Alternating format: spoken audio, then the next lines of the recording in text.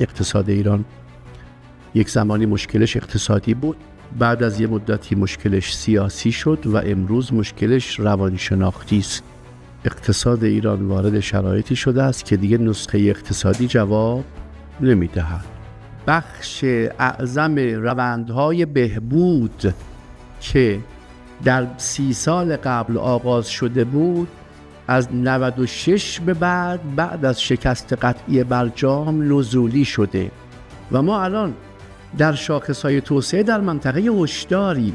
شاخصهای ما نشون میده از 373 شاخص حدود 190 تاش 180 تا 190 تاش قرمزه.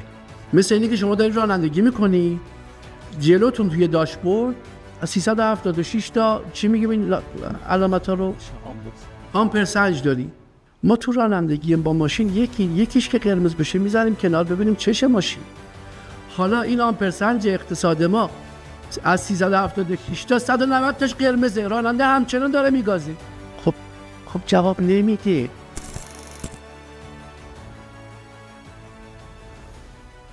با نام و یاد خدا و با عرض سلام خدمت دوستان و حضار محترم که تشریف آوردین و همچنین در فضای مجازی حضور دارین. ما در سلسله نشست‌هایی که بعد از در واقع استقرار دولت آقای پزشکیان، دولت 14 شکل گرفت، 2 جلسه برگزار کردیم با اساتید و صاحب نظران. امروز در جلسه سوم خدمت آقای دکتر رنانی صاحب نظر در حوزه توسعه و در واقع مسائل اقتصادی سیاسی ایران هستیم. دولت پزشکیان با شعار وفاق، دولت وفاق، در واقع سر کار اومد، ولی از همون روز اول مواجه شد با ترور و با جنگ و ناامنی و شرایط به هر حال خیلی به هم ریخت. برخلاف اون انتظاری که میرفت، حالا نیروهای خارجی ممکنه داخلی اجازه هنوز ندادن تا این دولت اون مسیر صحیح و وعده هایی که داده وارد بشه. آقای پزشکیان بحث اهداف سند چشمانداز 1404 رو مطرح کرد که حالا نزدیک داریم میشیم با اتمام اون و این سند عملاً اهدافش شکست خورد. اون رشد 8% رو دائما کمتر و کمتر شد که حتی در 10 سال گذشته به رشد 0 رسیدیم و این اوضاع فلاکتبار در نقطه مقابل اون اهدافی بود که ما می‌خواستیم قدرت اول منطقه‌ای بشیم.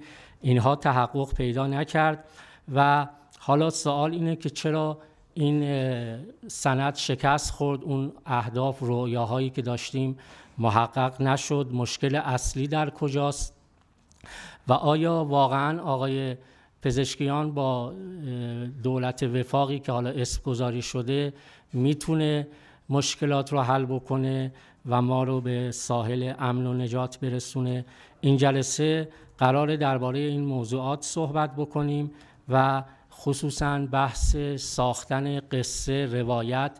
اینها به نظر میاد اگه هر جامعه‌ای نتونه همچین قصه مطلوبی برای آینده خودش داشته باشه موفق نمیشه.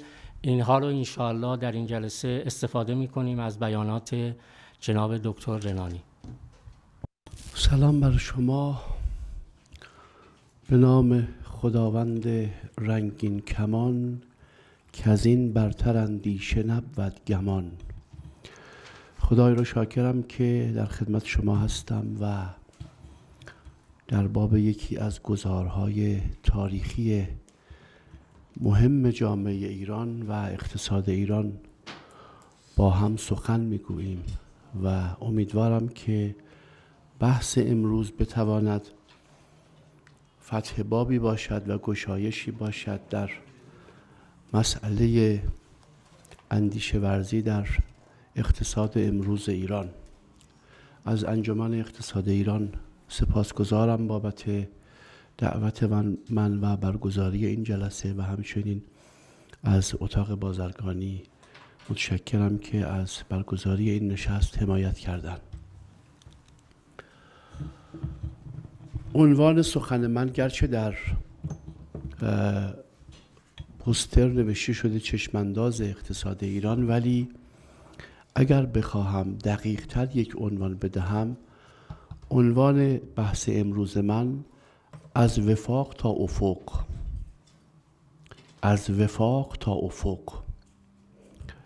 به نظرم این عنوان میتواند مفهوم بحث امروز من رو بیشتر برساند. من چند سالی است که دوستان در جریانند، شاید 7-8 سالی است که در حوزه‌های اقتصادی دیگه سخنرانی نمی‌کنم و بیشتر مباحثم از جنس مباحث جامعه شناسی سیاسی، اقتصاد سیاسی یا مباحث کودکی و توسعه است. واقعش اینه که با اتاقهای بازرگانی هم 7-8 سالی هست که قطع ارتباط دارم، گرچه امروز در اتاق بازرگانی هستیم ولی به دعوت انجمن اقتصاد ایران اینجا هستم. علتش هم این بوده که در نقطه‌ای به این جمع‌بندی رسیدم که اقتصاد ایران وارد شرایطی شده که براش نسخه اقتصادی نمی شود نوشت. اقتصاد ایران وارد شرایطی شده است که دیگه نسخه اقتصادی جواب نمی دهد. قبلا در سخنرانی هم گفتم که اقتصاد ایران یک زمانی مشکلش اقتصادی بود، بعد از یه مدتی مشکلش سیاسی شد و امروز مشکلش روانشناختی است و تا گره‌های روانشناختی و بعد سیاسی در ایران حل نشود، اقتصاد ایران قابل سیاست گذاری نیست و نسخه ها شکست میخوره. به این دلیل در واقع جمع‌بندیم این بود که بی خودی خودم رو خسته نکنم روی مباحث اقتصادی و در واقع تمرکزم رو بذارم روی مسائل دیگری که اصلی میدانم. در واقع اقتصاد ایران رو اگه بخوام یه مثال بزنم مثل یه شهرک صنعتیه. مثال فیزیکیش این میشه، مثل یک شهرک صنعتیه که آقا قانون داره، آیین‌نامه داره، سند داره، پلن توسعه داره، قرار توسعهش بدیم. یه سری شرکت هم احداث شدن، یه سری کارخونه هم دارن کار میکنن توی این شهرک. اما حالا برای مدتی آب اومده بالا و تا زانو توی این شهرک آب گرفته، گل و لای شده. حالا شما هی سرمایه گذار صدا بزنید بگید که آقا بیا توی این شهرک زمین میدیم، ساختمان بساز. میگه که آقا این تا زانو آب، من نمیتونم جو سرمایه بیارم. اول تکلیف این آب کف شهرک رو روشن کنید. بنابراین تا زمانی که شما بستر رو، محیط رو، زمینه رو از گل و لای و سیلاب تصفیه نکنید و تمیز نکنید، سرمایه گذار نمیاد توی اون شهرک سرمایه گذاری کنید. اقتصاد ایران سال هاست که در باطلاق سیاست، در گل و لایی که سیاست براش تولید کرده، در سیلاب بی ثباتی زمین گیر شده. حالا شما هی صدا بزنید که آقا این امتیازات رو میدیم، زمین رایگان میدیم، وام میدهیم، فایده ای نداره. اصل بازی به هم خورده، زمین بازی قابل بازی کردن نیست. شما هی نسخه به هی مصوبه هیئت مدیره شهرک بگی که برقم رایگان میدیم، لوله کشی آبم براتون میکنیم، آب آشامیدنی هم میدیم، بادتون هم میزنیم، فوتتون هم میکنیم. آقا اینجا جای سرمایه گذاری نیست. اول از همه این آب کف شهرک رو بخشکانید. اقتصاد ما در گل و لای فرو رفته و حالا هرچی شما براش نسخه بنویسید، نسخه به درمان نمی انجامد. شما حالا در این انتخابات ما اومدیم و پزشک رو عوض کردی. خب مگه پزشک عوض بشه درمان رخ میدهد؟ شما الان پزشک رو عوض کردید ولی گل و لای هنوز سر جاش هست. شما رئیس شهرک صنعتی رو عوض کردید ولی چیزی عوض نشده. باید تعویض مدیر شهرک به تخلیه آبهایی که جمع شده کف شهرک بیانجامه. بنابراین هنوز ما چشماندازی از این که دارن آبهای کف شهرک رو جمع میکنن در اقتصاد ایران نمیبینیم. شما الان میگید نسخه اقتصادی بده، میگیم آقا نسخه وقتی جواب میده که یه سری شرایطی داره. یک، بیمار به پزشک اعتماد داشته باشد، چون اگه اعتماد نداشته باشه نسخه رو عمل نمیکنه، حالا هر چی نسخه میخوای بنویسی. دو، پزشک به درمان اعتقاد داشته باشه. پزشک مسئله‌اش نباشه که این بیماره حالا بره و بیاد تا من بتونم ویزیت بیشتری بگیرم. مسئله‌اش نباشه که من الان میخوام یه مقاله بنویسم، باید این بیماره رو با خودم بیارمش تا مقالم تکمیل بشه. پروژهش درمان بیماری باشد پزشک. سه، محیط زیست بیمار مناسب درمان باشه. خب شما در یه محیط پر استرس، در یه محیط پر از دود، آلودگی، این بیمار نمیتونه خودش رو درمان کنه، باید محیط زیستش رو اصلاح کنیم. چهار، الگوی زیست بیمار متناسب با درمان باشه. یعنی اگر بیمار باید چربی نخوره نباید بخوره، اگه بیمار باید ورزش کنه بکنه، اگه بیمار باید ویتامین با کافی برسه، اگه باید غذای سالم بخوره غذای سالم بخوره. بنابراین الگوی زیست بیمار هم باید متناسب باشه. پزشک در فروش دارو منافع نداشته باشد. اگر پزشک در فروش دارو منافع داشته باشه، داروی نامتناسب اما گران قیمت میدهد به بیمار و درمان نمیشه. و از این شرایط زیاد داریم که اگر این مقدمات نباشد بیماری درمان نمیشود.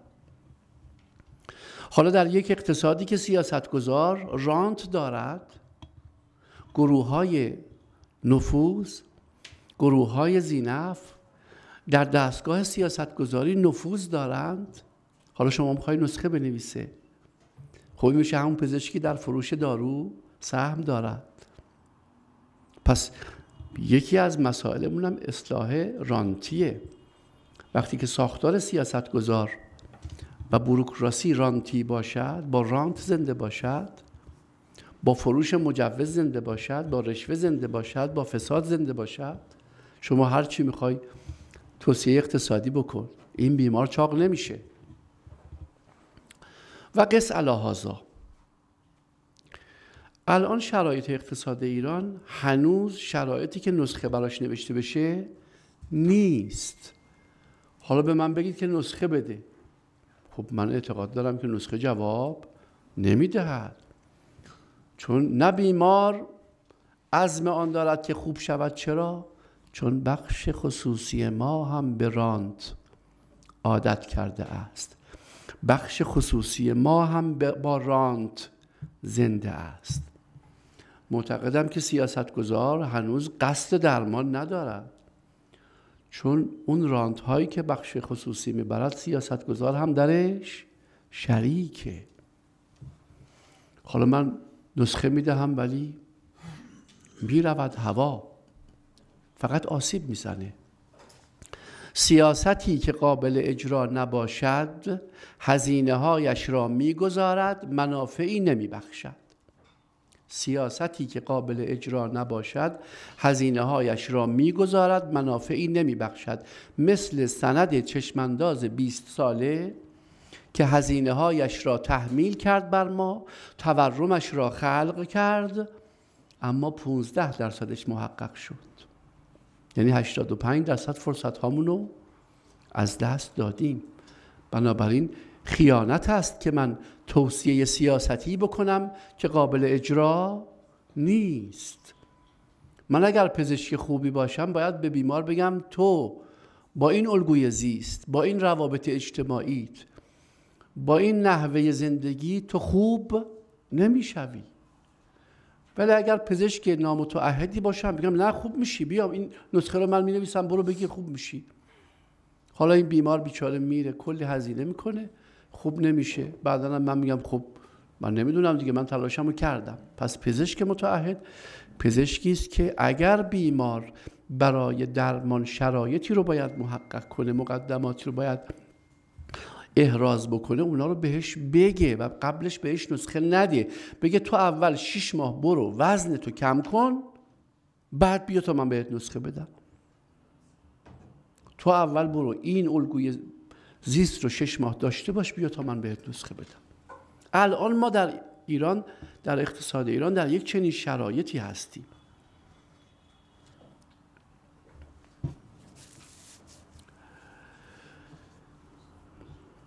خب علم اقتصاد یک شرط اساسی داره. علم اقتصاد چند تا شرط هسته‌ای داره، مثل اصول دین. اصول دین شما هر چی هم که بگی من مسلمانم، اگه اصول دین رو قبول نداشته باشی مسلمان نیستی. حالا اگر هم اسمت مسلمانه ولی رسمت مسلمانی نیست، چون برای مسلمانی یه اصول دینی داریم، 5 تا اصل داریم. حالا برای تشیع، برای اسلام 3 تا اصل داریم. اگه اون 3 تا رو که توحید است و عرض کنم که نبوت است و قیامت، این 3 تا به لحاظ مسلمانی این 3 تا رو قبول نداشته باشی تو مسلمان نیستی. علم اقتصاد یه هاردکوری داره، یه فروز هسته‌ای داره که میگه آقا من این حرفایی که میزنم به شرطی درسته و استفاده کنید که این اصول دینش رو رعایت کنید. مثلا اصول دینش یکی عقلانیته، میگه من این حرفایی که میزنم مال جامعه است که میتونه عقلانی بیاندیشه. اگه نمیتونه عقلانی بیاندیشه به کارش نمیاد. دقت کن، به کارش نمیاد، استفاده نکن.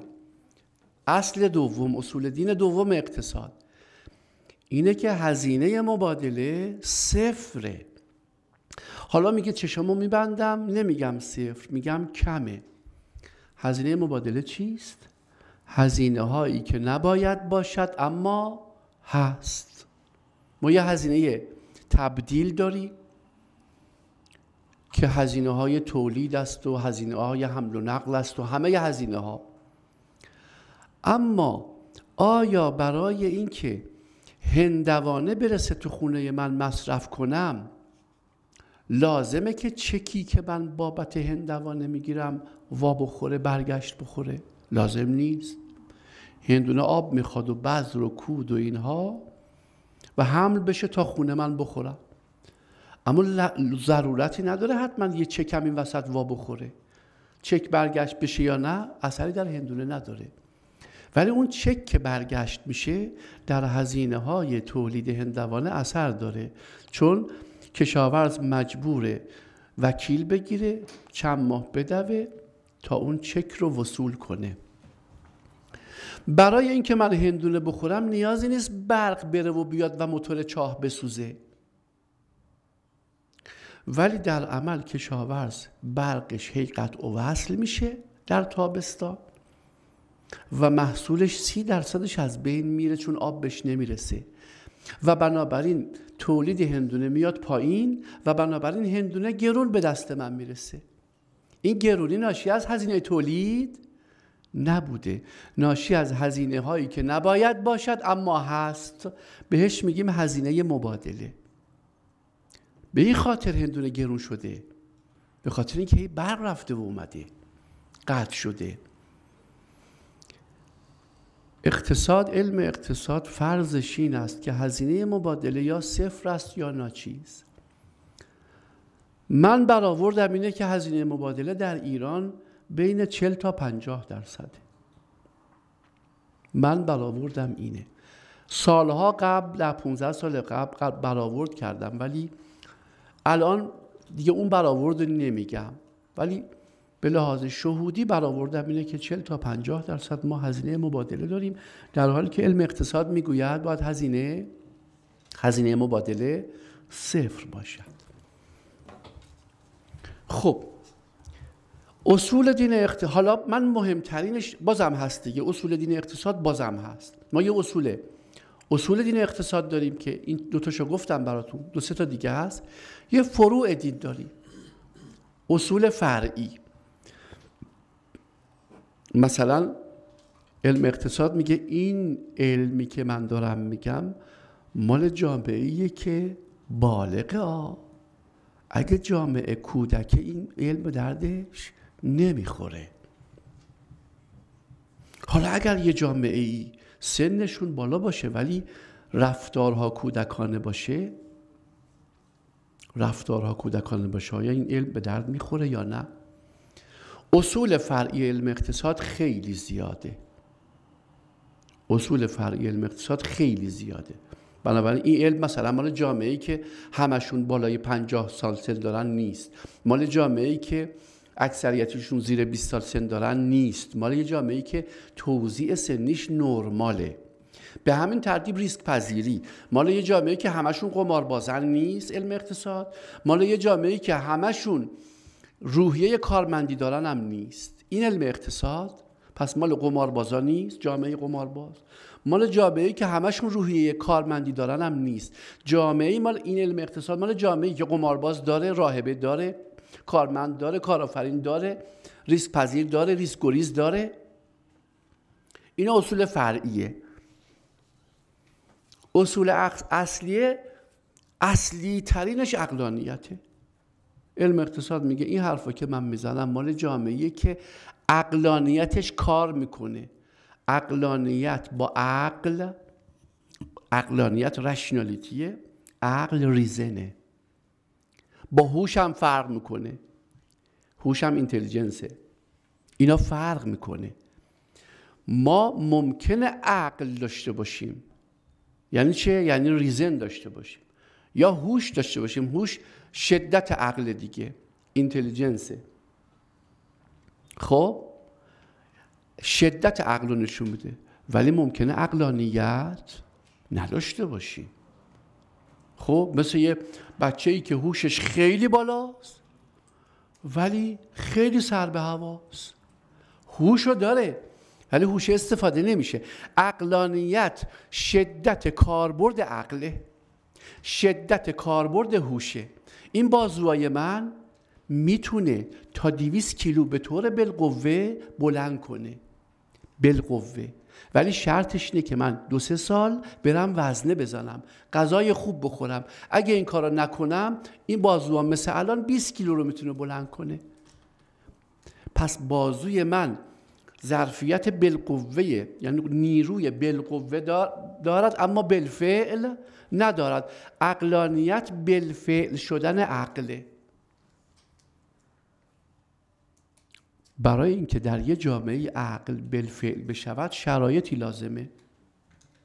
اون شرایط در ایران نیست. من الان کاری ندارم که IQ یعنی ضریب هوشی ایران تو برخی از مطالعات میگن نزدیک متوسط جهانی 84.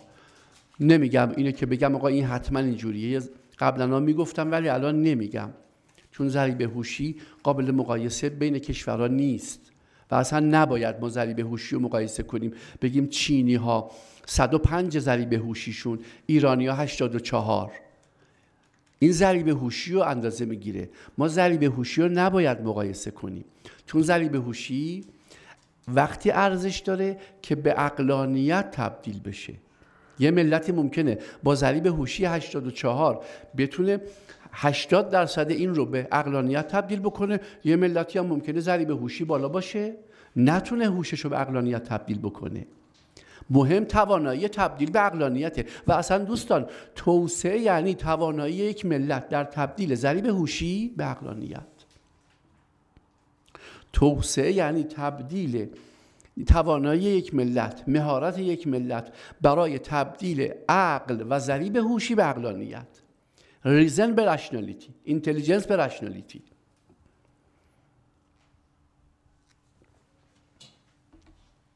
پس من اونو مقایسه نمی کنم. ولی در هر صورت این سوال جدی هست که آیا در ایران امکان رفتار عقلانی وجود دارد؟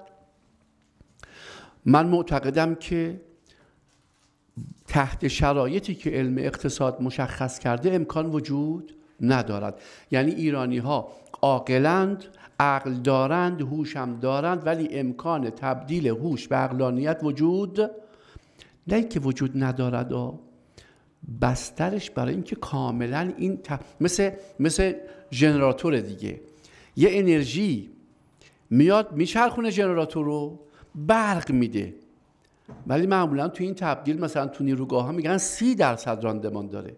یعنی شما 100% انرژی که میدی، اگه گاز باشه ژنراتور به چرخه نیروگاه گازی باشه 30%ش به برق تبدیل میشه، بقیهش هدر میره. یه جامعه ژنراتورش چقدر میتونه ضریب تبدیل هوش یا عقل به عقلانیت باشه. پس نمیگم صفر، نه، ما سطحی از عقلانیت رو داریم، اما ژنراتور سیاسی اجتماعی ما اجازه نمیدهد که هر سطحی، حالا هوشمون، هوش ملیمون یا 84 یا 105 مهم نیست، هر چه ذخیره هوشی داریم مهم نیست، مهم اینه که آیا ما پتانسیل این که این ذخیره هوشی رو به عقلانیت تبدیل کنیم داریم یا نه. من معتقدم این ظرفیت تبدیل ژنراتور عقلانیت ما خیلی پایینه، از نیروگاه هامون پایین تره. عدد نمیگم، ولی معتقدم نیروگاه های ما با کارایی بالاتری انرژی رو تبدیل میکنن به برق، گاز رو به برق تبدیل میکنن، انرژی آب رو به برق، اونا با کارایی بالاتری. ژنراتور سیاسی ما کاراییش از ژنراتور انرژی ما پایین تره. بستری که باید بچرخه عقل توش، عقل باید بچرخه. اصولاً چی عقل رو به عقلانیت تبدیل میکنه؟ ارتباط، تعامل، مبادله، گفتگو، دیالوگ. اینا بستری است که عقل رو به عقلانیت تبدیل میکنه. عین اون سیمپیچی و گردش اون قسمت وسط موتور که نمیدونم چی بهش میگن، عین اون گردشه. اگه این گردشه نباشه، ارتباط نباشه، تعامل نباشه، این انرژی به عقلانیت تبدیل نمی شود. اقتصاد میگه این تئوریای منو به شرطی استفاده کن و به دردت میخوره که جامعه ظرفیت عقلانیش نرمال باشه. ظرفیت عقلانیتش دقیق باید بگیم، نه ظرفیت عقلش. نمیگه عقلش بالا باشه، نمیگه هوشش بالا باشه، میگه ظرفیت عقلانیتش بالا باشه. خب این شرط علم اقتصاده که آقا این جامعه که تو میخوای تحلیلش کنی رفتارهاش عقلانی باشد. میدونید که توی روانشناسی ما 3 دسته رفتار داریم: رفتارهای ایمپالسیو یا تکانشی، هیجانی، رفتارهای عادتی شرطی یا سنتی و رفتارهای عقلانی. ما بیشتر رفتارهامون تو همه جوامع، اکثر رفتارهامون هیجانی یا سنتی عادتی شرطیه. هیجانی مثل این که یه مرتبه تصمیم میگیریم که یه توافقی رو بزنیم زیرش، عصبانی میشیم میگیم من اصلا نیستم. این رفتار هیجانی. رفتار سنتی یا عادتی شرطی مثل پوششمون، خوراکمون. ما 80 سال عمر میکنیم، 70% این 80 سال نون و پنیر و چای شیرینه. چرا؟ چون مامانمون اینو یادمون داده. آقا خیلی چیزای بهتری وجود داره. آخه این چه رسمیه که تو 80 سال مادی زندگی میکنی بعد 70 سالشو نون و پنیر و چای شیرین میخوری؟ آقا زندگی قشنگتر از این حرف هاست. آقا هر صبحانه هر روز یه چیزی بخور. ولی ما توانشو نداریم. اصلا بعضیامون چای نباشه نمیتونیم صبحانه بخوریم. بعضیامون چای نباشه نمیتونیم. این رفتار عادتی شرطیه. بعد من یه بار حساب کردم که مثلا ما حدود 30 میلیارد در طول عمرمون فقط صبحانه میخوریم. تو اگه می‌خواستی یه پروژه 30 میلیارد سرمایه گذاری کنی یه خورده فکر نمی‌کردی؟ فکر می‌کنی دیگه. حالا می‌خوای در طول عمرت پروژه صبحانه داشته باشی. خب یه خورده فکر کن. من چی بخورم که کمترین هزینه بیشترین بازدهی؟ ولی ما فکر نمی‌کنیم، چون الگوی رفتاری ما از کودکی شکل گرفته. پوششمون همین جوره، عروسی گرفتنمون همین جوره، مهمانی دادنمون همین جوره. پس بخش کمی از رفتارهای انسان‌ها عقلانیه، بیشترش ایمپالسیو تکانشی یا سنتی عادتی شرطیه. اون وقت اون بخش کم رو اقتصاد میگه عقلانی باشه. میگیم آقا نمیشه، تو ایران نمیتونه اون بخش کم رو عقلانیت رو به کار بگیری. میگیم چرا نمیشه؟ عرض میکنم الان.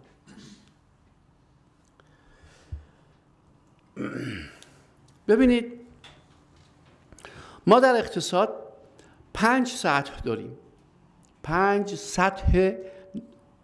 سطح بگم اسمشو بی‌ثباتی داریم. 5 سطح تغییر داریم. 5 سطح تغییر خوبه. سطح اول رو بهش میگیم اطمینان، یعنی تغییر رخ میدهد ولی من میدونم که قرار است تغییر رخ بدهد و میدانم که تغییر از کنترل من خارج نمیشود. پس در اقتصاد داریم میگیم که در اقتصاد 5 سطح تغییر داریم. حالا میخوایم بگیم که در کدام سطح از تغییر عقلانیت ما منجمد میشه، متوقف میشه و اگر جامعه‌ای برسد به اون سطح از تغییر نمیتونه عقلانی رفتار بکنه. خلاصش اینه 5 سطح تغییر داریم. سطح اول سطح اطمینانه، یعنی من میدانم تغییر رخ میده و میدانم من قابل کنترله، اشراف دارم با هدایت و کنترل من، یا اگر کسی هدایتش میکنه من از هدایت اون مطمئنم. بخش زیادی از زندگی ما اینجوریه دیگه. بخوایم بریم سفر باید هواپیما سوار شیم دیگه، با اطمینان خیلی نزدیک به 100 میدونیم که خلبان ما رو جابجا میکنه، حمل میکنه، رانندگی میکنه، هدایت میکنه و میرسه به مقصد. بنابراین ما تصمیم میگیریم میریم بلیط میخریم میریم. خب این هست توی زندگی عادیمون. سطح دوم تغییر ریسک نرماله، ریسک معمول. ریسک معمول اینه که خیلی از رفتارهای ما، تصمیمات ما، اقدامات ما توش ریسک هست ولی طبیعیه. من نمیتونم به خاطر اون ریسک برنامه هامو به هم بزنم. خب چه کار میکنم؟ مثلا میخوام برم سر کار، خب ریسک تصادف هست دیگه، بالاخره خیلی ها تصادف میکنن تو مسیر، منم ممکنه تصادف، ولی ریسکش معموله. میدونم آقا ممکنه بالاخره منم تصادف کنم ولی مثل یکی از این تصادفات دیگه پام میشکنه، دستم میشکنه، خودمو حبس نمیکنم، میرم سر کار. این ریسک معموله. یه ریسک نامعمول داریم، یعنی ریسک های ریسک، بالاتر از معموله، بالاتر از همیشه است. در ریسک نامعمول من متوقف نمیشم، تصمیممو میگیرم، اقدام میکنم، اما با سرعت اقداممو کاهش میدم و تمهیدات اطمینان بخش ایجاد میکنم. خب مثلا الان بارندگیه، خب ریسک نامعموله، من اگه بدوم میخورم زمین، پس دیگه نمیدوم، آروم راه میرم.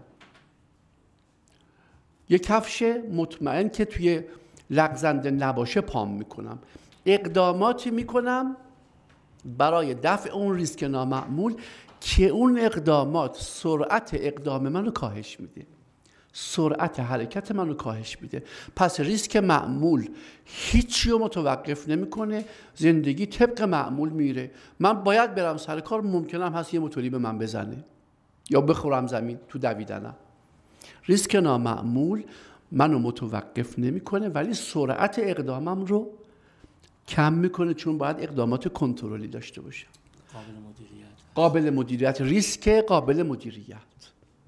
ریسک معمول اصلا مدیریت نمیخواد. ریسک نامعمول مدیریت میخواد و من توان مدیریتشو دارم. سطح سوم نااطمینانی یا عدم اطمینان یا عدم قطعیت، چون همش ترجمه های آنسنترتی توی فارسی، نااطمینانی، عدم اطمینان و عدم قطعیت. نااطمینانیه. ریسک پدیده است که خطر رو من میشناسم، احتمالش هم میتونم حدس بزنم. نااطمینانی پدیده است که من خطر رو نمیشناسم، احتمالش هم نمیتونم حدس بزنم. پس خطراتی که من نمیشناسم، نمیتوانم احتمالش رو حدس بزنم، این میشه نااطمینانی. حالا نااطمینانی دو سطح داره، سطح ساده، سطح پیچیده. سطح سادهش مدیریت پذیره، سطح پیچیدهش مدیریت پذیر نیست. سطح ساده و مدیریت پذیرش چیه؟ اینه که من اصلا روحم هم خبردار نیست، ولی یه مرتبه یه سیمی توی این سقف آتیش میگیره و شروع به سوختن میکنه، اصلا ما فکر نمی کردیم، ولی خب مدیریت پذیر. حالا اگرم سوخت بالاخره سقف رو تعمیر میکنیم، توانشو من دارم که جبران کنم. پس هم بحث مدیریت پذیر اینجا یعنی من توان جبرانشو دارم، یعنی اگر سقف اتاقم، سقف کارخونم سوخت، خب جمع میکنم دوباره میسازم، از توان من خارج نیست، من ریسک رو نمیدانم. اما اگرم ببخشید نااطمینانی رو، اما اگرم رخ داد از توان من خارج نیست. سطح بعدی نااطمینانی پیچیده است که من نه تنها خبر رو نمیشناسم، خطر رو، بلکه اگه رخ داد توان جبرانشو ندارم. اگر رخ داد توان جبرانشو ندارم، یعنی یه مرتبه موشک میاد توی کارخونه، هم کارخونه رو میبره هوا، هم 10 نفر رو میکشه، اصلا من ساقط میشم. بمبگذار انتحاری میاد، یه مرتبه فاضلاب زیر کارخونه رو میکشه تو خودش، فرونشست منو میکشه تو خودش.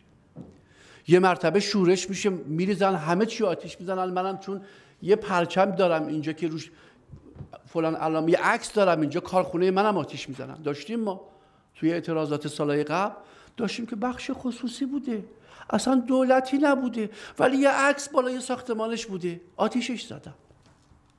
اصلا باورش نمیشده، پیش بینی نمیکرده. اینا میشه نااطمینانی های پیچیده، یعنی اگه رخ داد برای من قابل جبران نیست.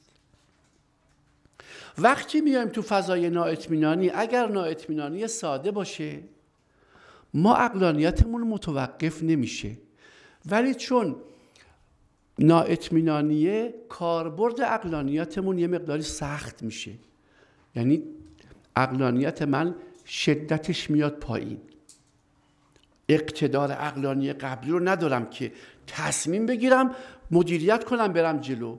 یه خورده در کاربرد عقلانیتم حالا استخارم میکنم احتیاطاً، بابا عقلانیت این کارو بکن، ولی من نمیدونم، حالا احتیاطاً استخارم میکنم. پس کاربرد عقلانیت ضعیف میشه در نااطمینانی ساده، که اگه رخ بده من توابعش رو میتونم بپذیرم، تحمل کنم. اما در نااطمینانی پیچیده عقلانیت مختل میشه، من امکان تصمیم گیری عقلانی برام وجود ندارم، اصلا نمیتونم تصمیم بگیرم. وقتی ما به نقطه عقلانیت در واقع نااطمینانی پیچیده میرسیم و عقلانیتمون مختل میشه، به کجا پناه میبریم؟ به دو جا پناه میبریم، یا به عقل معنایی که عقل معناییمون پشتش، یا بعدیش همین یاست دیگه، یا به شهودمون. عقل معنایی پشتش شهوده، پشت شهود ما آمیگداله. آمیگدال کارش چیه توی مغز؟ بادامه مغزی کارش اینه که دیتاهایی که ما یادمون رفته از کودکی توش جمع شده، در اون لحظه‌ای که من مستعصل میشم او تصمیم میگیرد به من ابلاغ میکند. آمیگدال کارش اینه، دیتاهای تاریخی که من از کودکی داشتم و اونجا ذخیره شده و من اصلا یادم نیست، در اون لحظه که من مستعصل میشم او خودش تصمیم میگیره به من ابلاغ میکنه. من فقط یه کاری میکنم که بعد میگن چه خوب تونستی، میگم نه اصلا من نمیدونم چیکار کردم، فقط یه کاری انجام دادم. فرمان از آمیگدال رسیده. حالا هنوز نمیدانن روانشناسا و روانپزشکان که واقعا شهود از آمیگدال میاد یا از جای دیگه هم میاد. ما بگیم شهود، من میگم عقل معنایی. عقل معنایی کی به کار میاد؟ وقتی که من به پدیده نگاه میکنم، اطلاعاتم برای تحلیل پدیده کافی نیست، چشمامو میبندم و میگم که این کار برای من معنادار نیست، یا این کار برای من معنادار هست. دیگه محاسبه نمی‌کنم. ما توی ازدواج از عقل معنایی معمولا استفاده می‌کنیم. ما برای اینکه یه ازدواج موفق داشته باشیم صدها هزار متغیر لازمه. از نسل دهم این خانواده که آیا ژن خاصی توشون هست یا نه بگیر، تا اینکه آیا این همسر فردا روز به لحاظ ژنتیک اسکیزوفرنی میگیره نمیگیره، نمیدونم الگوی رفتاریش چه خواهد بود، آیا هزاران متغیر. ولی من ندارم که بخوام تصمیم بگیرم. من تو ازدواج فقط قیافه طرفو دارم، احتمالاً سطح سوادش و خانواده‌شم تو محل میگن خوشنامند و شغل باباشم اینه و ارثی هم که به قراره بهش برسه ایشالله این ساختمانه و همین خلاص. این اطلاعات برای انتخاب همسر کافی نیست. این انتخابات تو داری یه قمار میکنی، برای قمار این اطلاعات کافی نیست. در ازدواج ما به عقل معناییمون پناه میبریم چون اطلاعاتمون کافی نیست. میگم شهود من، حس من میگه این ازدواج برای من معنا داره، این آدم میتونه منو خوشبختم کنه. همین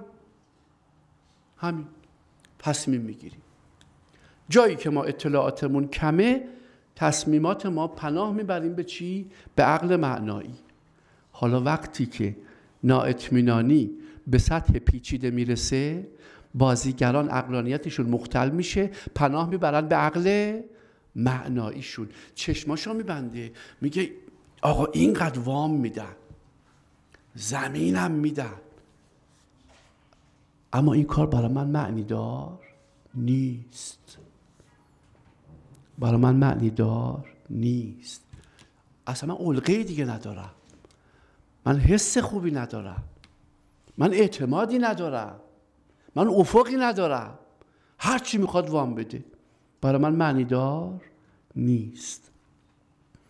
وقتی که اقتصاد میرسد به مرحله عدم اطمینان پیچیده، عقلانیتی که اقتصاد میگه باید داشته باشی تا تصمیم اقتصادی بگیری مختل میشه، بازیگران پناه میبرن به عقل معنایی. اقتصاد برای عقل معنایی نوشته نشده است، اقتصاد برای عقل ابزاری نوشته شده است، instrumental rationality، برای عقل ابزاری،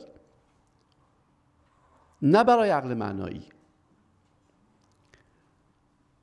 وقتی که در جامعه نااطمینانی به سطح نااطمینانی پیچیده میرسد، عقل ابزاری پروندهشو میبنده، پرونده عقل معنایی باز میشود. وقتی در جامعه پرونده عقل معنایی باز بشود، علم اقتصاد جواب نمیدهد.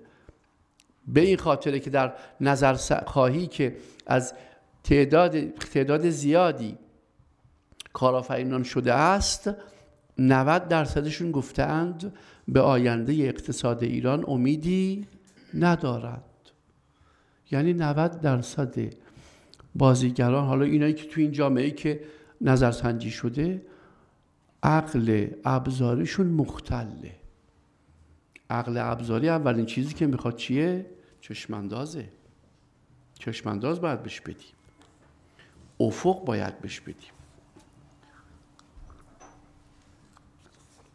بنابراین ما مشکلمون الان اینه که میگیم آقا علم اقتصاد کار نمیکنه. دوستان اقتصاددان به من اعتراض میکنن که آقا تو چرا حرف اقتصادی نمیزنی؟ میگم که برای اینکه علم اقتصاد الان پاسخی نداره به مسائل ما. علم اقتصاد پاسخی نداره الان. ما در مرحله است که دوستان وقتی که من میگم عقل ابزاری مختل میشه، اکثریت مردم که زندگی روزمره میکنن عقل ابزاری رو استفاده میکنن.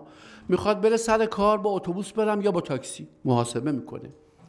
میخواد بره میوه بخره، اینجا به این فروشگاه برم یا برم میدان میوه تره بار، محاسبه میکنه. اون چیزی که مهمه برای کارآفرینی است که میخواهد پروژه 20 ساله بذاره، 30 ساله بذاره.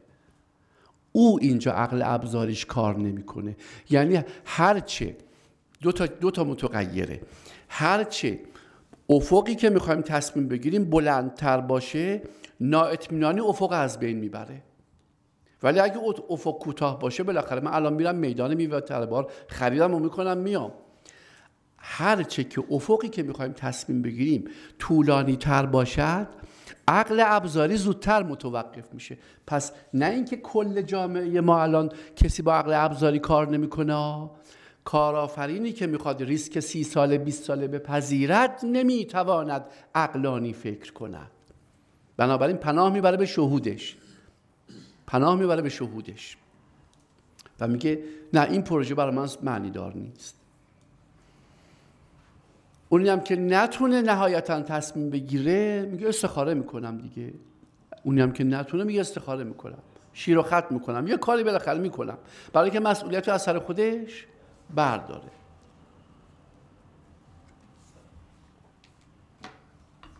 اقتصاد ما از وقتی که برجام شکست خورد وارد عدم اطمینان پیچیده شد، یا اقتصاد ما از وقتی برجام رو شکستند، برجام شکست نخورد، برجام رو شکستند، از وقتی برجام شکست وارد عدم اطمینان پیچیده شد.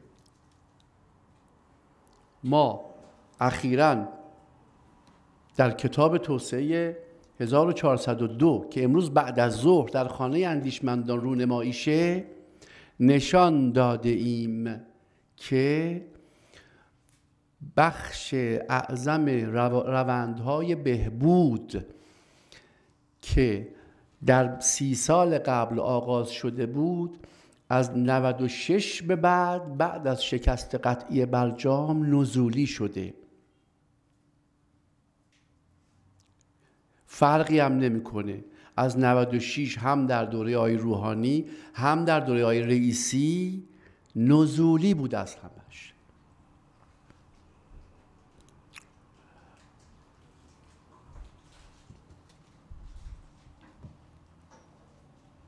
من اخیراً برای نوشتن مقاله سقوط به دادگاه فراخوانده شدم. مقاله سقوط در اسفند در بهمن 401 که آقا ما همه مقامات میگویند ما داریم میرسیم به قله، تو داری میگی سقوط میکنی، تو داری بر علیه نظام تبلیغ میکنی. و الان من دارم برای این مقاله در واقع پاسخ میدم. داستان اینه که من محاسبه کردم، گفتم ما 700 میلیون خرج کردیم تا همین یک کلمه‌ای که الان دارم میگم رو نشون بدم که تو کتاب توسعه 1402 اومده که از 96 به بعد اکثر شاخصایی که قبلا کم فلکچویشن داشتن، بالا پایین میرفتن ولی عموما رو به بهبود بودند، از 96 نزولی شده. فرقی هم نمیکنه از دوره دوم آقای روحانی و دوره آقای رئیسی، در هر دو نزولیه. و ما الان در شاخصهای توسعه در منطقه هشداریم، منطقه 5 توسعه، در منطقه خطریم، هشداریم. یعنی اگر ما توسعه رو 6 لول بکنیم، توسعه رو ما 6 لولش بکنیم، ما پایینیم، در منطقه 5 از کفی. از کف شما 5 طبقه بسازید توسعه رو، بالاترین طبقهش طبقه 6، ما طبقه 2، بهش میگیم منطقه هشدار. شاخصای ما نشون میده از 373 شاخص که از 3700 شاخص تبدیل کردیم به 376 شاخص، اونا نماگر، از 3700 نماگر تبدیل کردیم به 376 شاخص. حدود 190 تاش 180 تا 190 تاش قرمزه، حدود مثلا 100 تاش سفیده، حدود 50-60 تاش سبزه. قرمزا چیه؟ قرمزا اونه که ما کاملا زیر میانگین جهانی هستیم،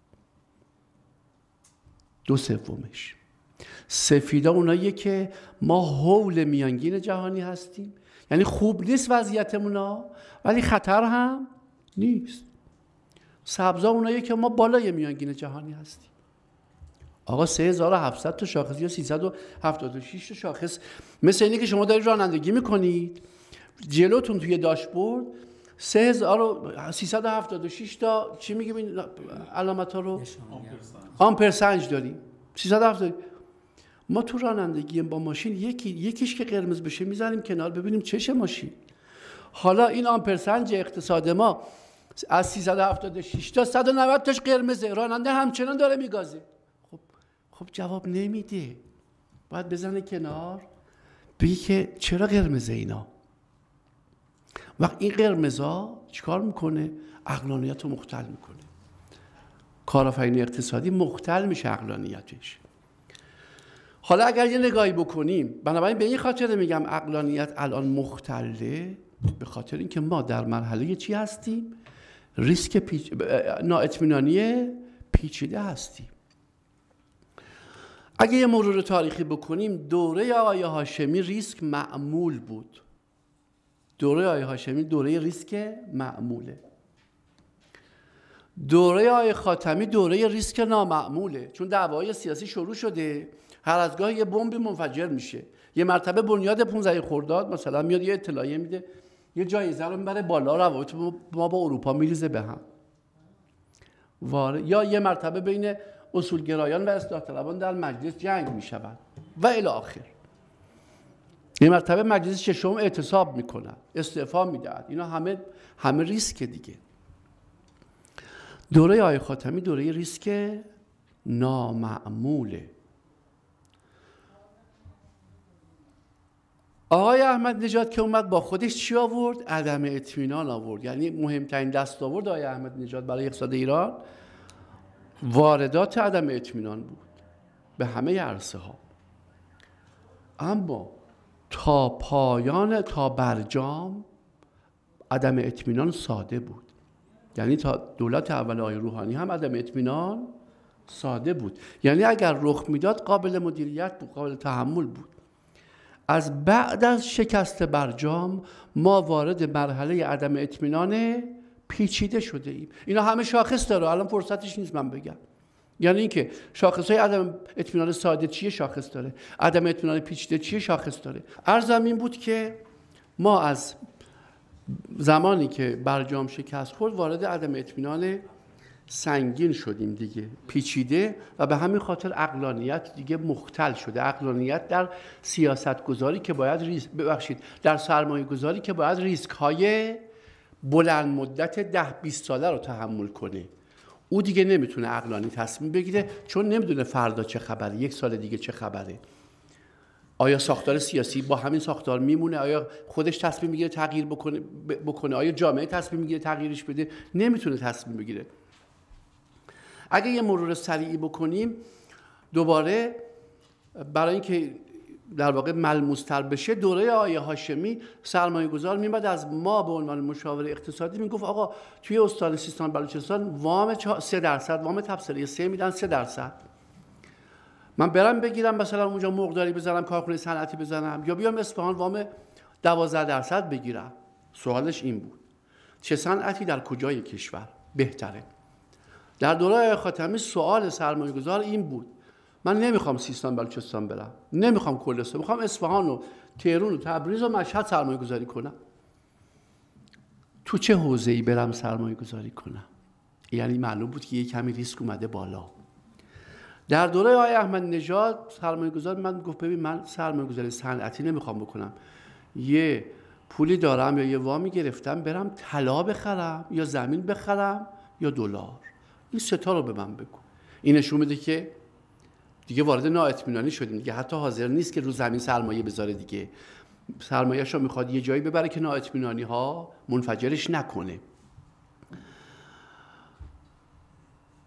در دولت آقای روحانی سوال سرمایه‌گذار این بود من پولامو به کدوم کشور ببرم؟ اصلا نمیخوام دلار، نمیدونم زمین و اینا، به کدوم کشور ببرم بهتره؟ ارمنستان، ترکیه، امارات، کجا ببرم؟ در دولت 13 میمد میپرسید که کجا برم و پولامو ببرم؟ خودم هم این بار میخوام برم، پولامو فقط نمیخوام ببرم، خودم هم میخوام برم. حالا این دولت 14 وارث یه چنین مسیر تاریخیه، تقصیر دولت خاصی هم نیست، این روند تاریخیه دیگه. یعنی نه دولت 13 مقصره، نه دولت 12 مقصر یه روند تاریخیه. گفتم از سال 96 بخش اعظم از شاخص‌ها رو به نزول دیگه، یعنی یه فرایند کلیه. اینا همه نشانه اینه که من وارد عدم اطمینان شدم که دیگه میخوام خودمم برم، پولم که میخوام بره هیچی، خودمم میخوام برم. دولت 14 در شرایطی آمده از سر کار که چی؟ که اقتصاد ما سوار بر عدم اطمینانه. حالا تازه تنش‌های اخیر با اسرائیل هم این عدم اطمینان رو برده بالا و معجزه است که هنوز دلار 200,000 تومان نشده است. این نشون میده هنوز اعتماد بالاست. این نشون میده که یه امیدی هست. این نشون میده که مردم مطمئنن که آره عدم اطمینان بالاست، ولی فکر نمی‌کنیم این ساختار بره وارد جنگ بشه. علائم نشون میده که این ساختار دوست نداره جنگ بکنه. درسته که نمیدونه تو داخل میخواد چی کار کنه، ولی میدونیم که تو خارج نمیخواد جنگ بکنه. اینا البته نشانه‌های خوبیه. اما اصل داستان وقتیه که جامعه حاضر باشه سرمایه بذاره، رو زمین سرمایه بذاره. اون وقت اقتصاد تازه وارد فاز حرکت میشه. تا زمانی که به نقطه‌ای نرسیم که سرمایه گذار تصمیم بگیره روی زمین سرمایه بذاره، ما اصلا وارد فاز رونق اقتصادی و اینها نشدیم. حالا داستانمون، این قصه تاریخی من اینجا گره میخوره با سوال آقای دکتر که برای من نوشتن که خب حالا این بحثا رو به شرایط امروز رو عرض کنم که چه باید بکنیم که سیاست گذاری در این شرایط موفق بشود و نوشتن که راجب بالاخره شعار آقای پزشکیان که وفاق است و اینا توضیح بده. عرض من اینه: وفاق اگر به افق نینجامد بی سرانجام است. وفاق اگر به افق نینجامد بی سرانجام است. ما زمانی میتونیم بگیم آقا وفاق رئیس جمهور جواب داد که رئیس جمهور هم در سطح مقامات، گروه‌های سیاسی سطوح عالی وفاق ایجاد کنه و هم اون سطوح عالی سیاسی توافق کنن که با جامعه وفاق کنن. الان هیچ نشانه از این که ما توافق داریم با جامعه وفاق کنیم وجود ندارد و بنابراین افقی خلق نمی شود. اگر میخوان افق خلق بشود باید گام بعدی رو بردارن، وفاق رو به سطح جامعه گسترش بدن، بالاخره تکلیف رو روشن کنن. مردم ایران ایرانیان یا نه؟ اگه ایرانیند حقوق مصرح در قانون اساسیشون رو محترم میشماریم یا نه؟ بالاخره میخوایم دست از خودی نخودی برداریم یا نه؟ خیلی سوال. بالاخره 7-8 میلیون ایرانی خارج از کشور داریم، ما حقوق ایرانیتشون رو به رسمیت میشناسیم یا نه؟ تکلیف رو روشن کنیم. بنابراین وفاق وقتی در اقتصاد نتیجه میدهد که به افق بیانجامد و افق وقتی پدیدار می شود که وفاق از سطح سیاسی به سطح جامعه منتقل بشه. اگر وفاق رو ما 3 سطح بکنیم، وفاق 3 سطح دارد: وفاق همه با من، وفاق همه با هم و وفاق من با همه. حکومت باید تکلیف خودشو روشن کنه. کدومشو میگه وفاق؟ وفاق همه با من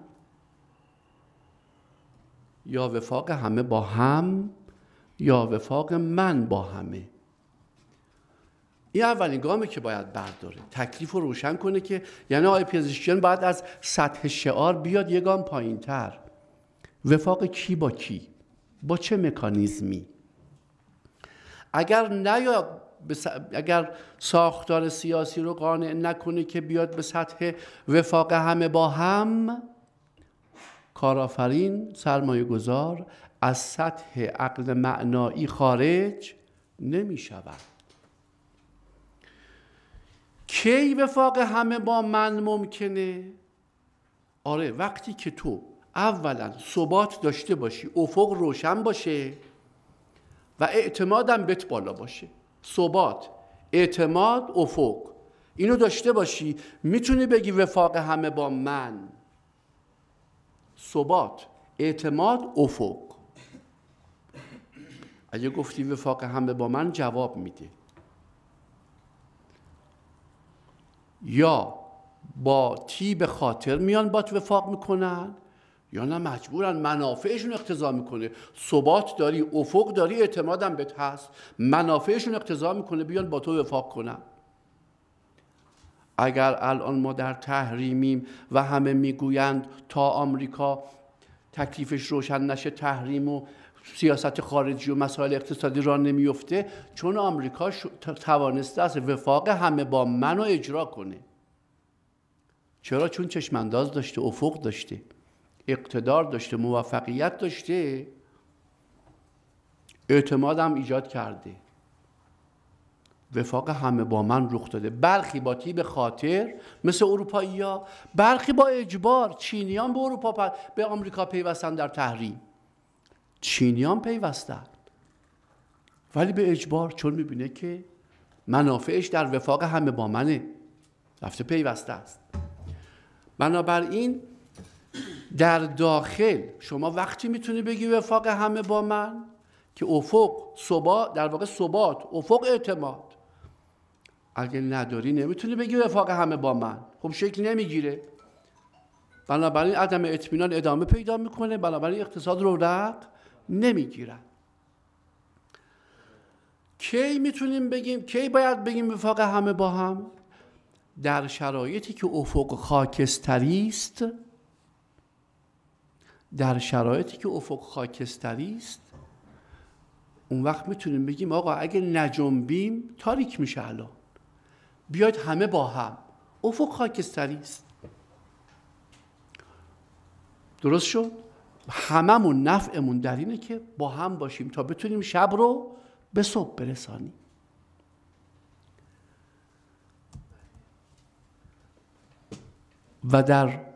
و کی افق من با هم است؟ وقتی دیگه شب شده، همه جا تاریکه، دیگه من نمیتونم بگم وفاق همه با من باید برم با بقیه وفاق کنم.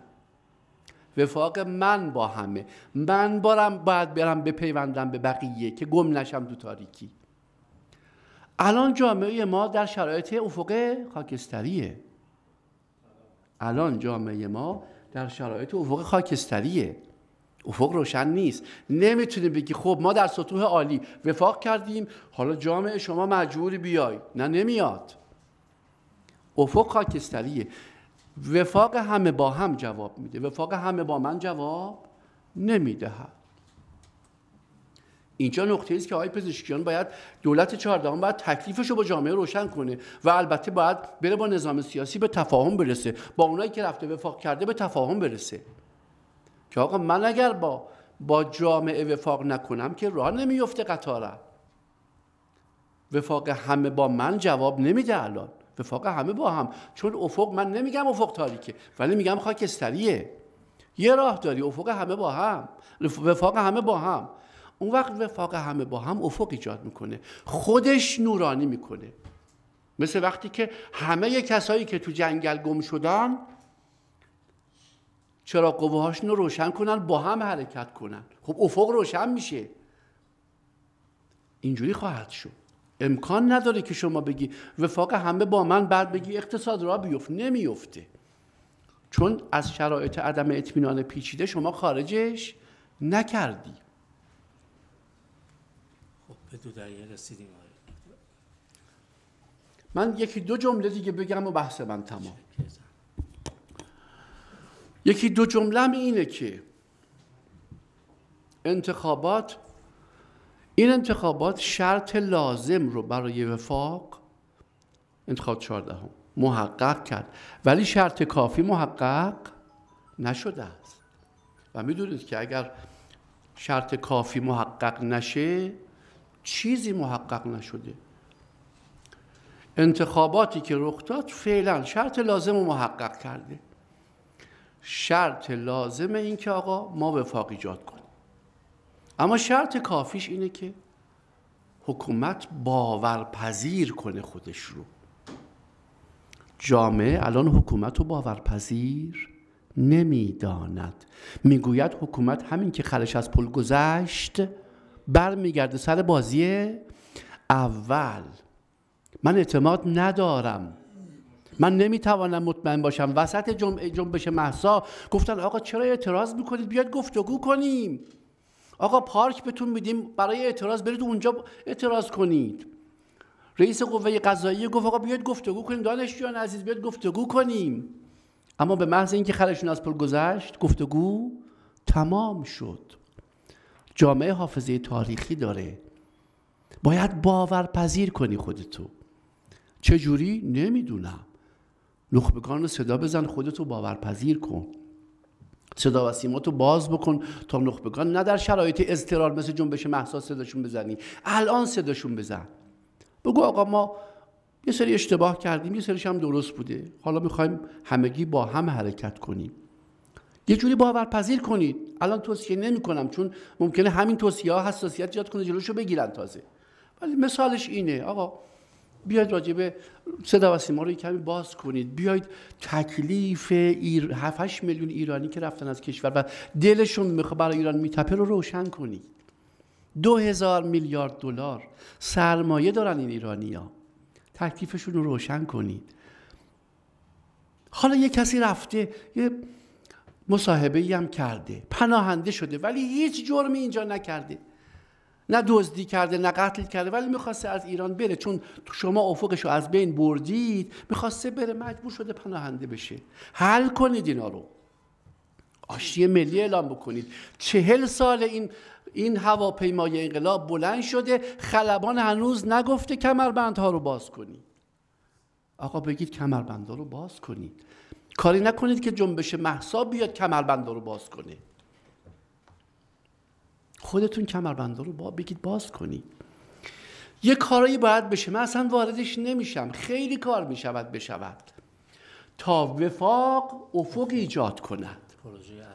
پروژه اصلی دولت پزشکیان اگر میخواهد موفق شود باید وفاقش رو به افق تبدیل کنه و گام اول اینه که وفاق رو از وفاق همه با من به وفاق همه با هم تبدیل کنه و برای وفاق همه با هم اول باید باورپذیر کنه حکومت خودش رو.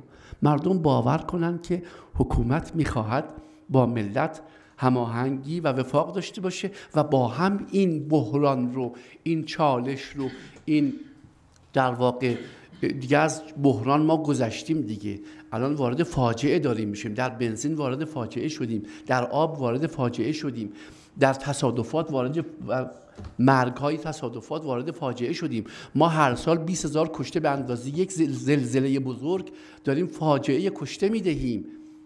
اینا همش فاجعه است و حکومت به تنهایی نمیتواند فاجعه رو مدیریت کنه. همونجور که وقتی زلزله میشود میگید مردم بیاید کمک کنید و فراخوان میدی، الان ما در آب در فاجعه ایم، در برق در فاجعه ایم، در گاز در فاجعه ایم.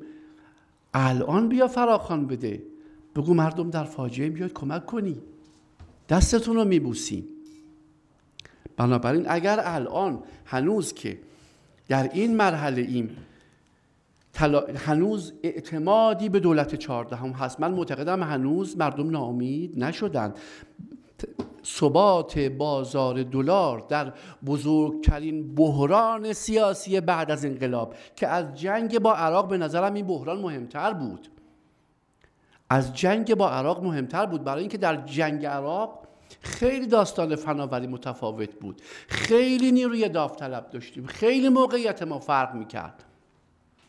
در بزرگترین بحران سیاسی و امنیتی بعد از انقلاب دلار 10% رفته بالا. این معجزه است. این معجزه پزشکیان نیست، معجزه نظام نیست. معجزه چیه؟ اعتمادی است که هنوز مردم بعد از انتخابات 14 دارند. هنوز امیدشون ناامید نشده. اگر این امید ناامید شد، جنگ‌های کوچکتر از تنش با اسرائیل دلار رو جهش خواهد داد.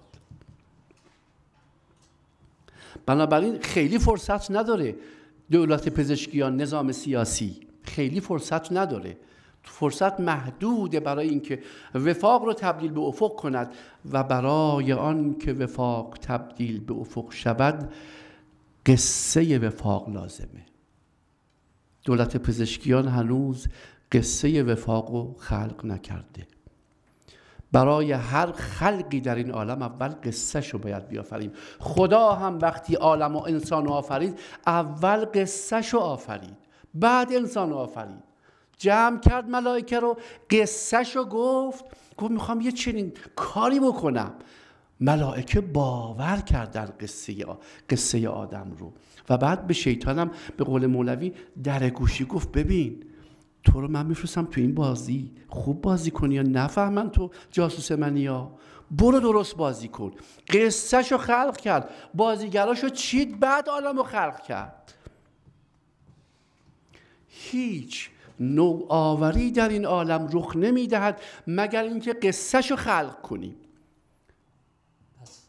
قصه دکتر جان، قصه انقلاب اسلامی رو آیت الله خمینی در سال 42 در کتاب ولایت فقیه اول قصه شو خلق کرد و نسل پدران ما شیفته اون قصه شدند، بعد انقلاب کردن.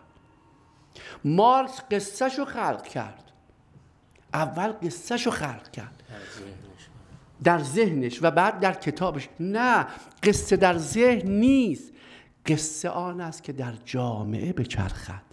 قصه ای که در ذهن منه قصه نیست. قصه حقیقی قصه ای است که جامعه دائما دربارش حرف بزنه. قصه ای است که فردوسی خلق کرده. ما اگر اینجا نشسته ایم چون قصه ما را فردوسی 1000 سال پیش خلق کرد. دروغ نگفت که عجم زنده کردم بدین پارسی. ما تا 200 سال پیش تا زمان قاجار با قصه فردوسی زنده ماندیم. فکر میکردیم حکومت‌های ما همون حکومت‌هایی هستند که توی شاهنامه بوده است. فکر میکردیم ضحاک بوده است. فکر میکردیم ما با آرش زنده بودیم، ولی آرش قصه‌ای بود که فردوسی خلق کرد. آرشی وجود نداشت. 200 سال پیش تازه اروپایی‌ها اومدن گفتن ایرانی‌ها خوابید، شما یه چیزی داشتید به نام کوروش، ما کشفش کردیم، اونجا پیداش کردیم، حفاری کردن، هی پیدا کردن، برای ما قصه جدید خلق کردن. این قصه‌ای که امروز سلطنت طلبا میگن کوروش کوروش کوروش، قصه‌ای است که اروپایی‌ها برای ما ساختن. قصه خوبی هم هست، اشکالی نداره، نمیگم دروغه قصه، نه اینکه دروغ باشد دین قصه است. دین قصه عشق بازی انسان با خدا، انسان با هستی. پیامبر قصه‌ای خلق کرد که تا قیامت میرقصیم ما باهاش. پیامبر اول قصه‌شو خلق کرد، اول در وجود خودش رفت رقصید، بعد این رقص رو به بیرون منتقل کرد، قصه‌شو آورد تو جامعه. شما امکان نداره در جامعه خلقی رخ بدهید مگر اینکه قصه‌شو خلق کنید. آقای پزشکیان، دولت 14ام، نظام جمهوری اسلامی، هر کس فکر میکند که وفاق لازم است، هر کس فکر میکند آینده این نظام رو میخواد حفظ بکنه، هر کس تعهدی به آینده این کشور دارد، باید قصه وفاق رو خلق بکنه و تک تک ما در خلق قصه وفاق مسئولیت داریم. قصه باید بازیگرانش قصه رو بنویسند. قصه ای که نویسنده بشینه توی کتابی بنویسد ممکنه خلق بشه، ممکنه نه. بعضی از قصه ها تبدیل به فیلم می شود، بعضی از فیلم ها تبدیل به واقعیت می شود. پس اون قصه ای که در ذهن خلق میشه و بعد روی کتاب ورق نوشته میشه ممکنه خلق بشه، ممکنه. قصه ای خلاق است و خلق میکند که با حضور بازیگران نوشته شود. همون قصه ای که خدا با حضور انسان و ملائک و شیطان نوشت، خلق شد با حضور بازیگران. یعنی قصه وفاق با حضور مخالفان هم باید باشد، با حضور منتقدان هم باید باشد، با حضور روشنفکران هم باید باشد، با حضور سیستانی ها و بلوچستانی ها هم باید باشد، با حضور کرد ها هم باید باشد. صحنه کامل. صحنه رو باید خلق بکنیم تا قصه نوشته بشه. نمیشه یه سری بازیگران رو حذف بکنیم بگی خب ما نوشتیم دیگه قصه وفاق. آقا شما 99% بازیگران رو حذف کردید، هی صحبت از وفاق میکنید. قصه وفاق رو تا ننویسید کسی باور نمیکنه. قصه باید باورپذیر باشد و برای باورپذیر کردن قصه بازیگرانی که قرار است در قصه بازی کنند در نوشتن قصه باید مشارکت کنند. اون وقت قصه وفاق تبدیل می شود به قصه کوروش. کوروش قصه است که ما الان باور داریم، کسی جرأت نداره قصه کوروش الان نقض بکنه، نفی بکنه. کسی جرأت نداره. میخواد راست باشه، میخواد دروغ، اصلا مهم نیست. ملت‌های توسعه یافته ملت‌هایی هستند که توانستند قصه های تازه مکرر خلق بکنند. ملت‌های توسعه یافته ملت‌هایی هستند که مهارت خلق قصه دارند. خلق قصه جمعی، خلق قصه‌ای که نیاز امروزشون توش نوشته بشه، بازیگران امروز توش آمده باشن. اگر ملتی نتواند در قصه خودش تجدید نظر بکنه شکست میخوره. اروپا از وقتی متحول شد که روحانیون کلیسا جمع شدند و قصه کتاب مقدس را از نو نوشتند. کتاب مقدس تا رنسانس، تا عصر نوزایی کتابی بود که پاپ تفسیر میکرد. کتابی بود که پاپ تفسیر میکرد و حتی گالیله هم حق نداشت خلاف اون کتاب قصه ای بنویسد. از رنسانس به بعد کتاب مقدس کتابی شد که مؤمنان تفسیر کردند. یعنی لوتر گفت چی؟ مارتین لوتر گفت شرط بهشت رفتن عمل به کتاب مقدس است و شرط عمل به کتاب مقدس فهم کتاب مقدسه. هر کس باید خودش بخواند و فهم خودش رو اجرا کنه تا بره بهشت. از انحصار روحانیان در آورد. خودش بخواند و خودش بفهمه، اون که فهمه رو عمل کنه، این میره به بهشت. و بنابراین کسی به بهشت میرود که با سواد باشد. اگر کسی با سواد نباشد کتاب مقدس نمیخواند، به بهشت نمیرود.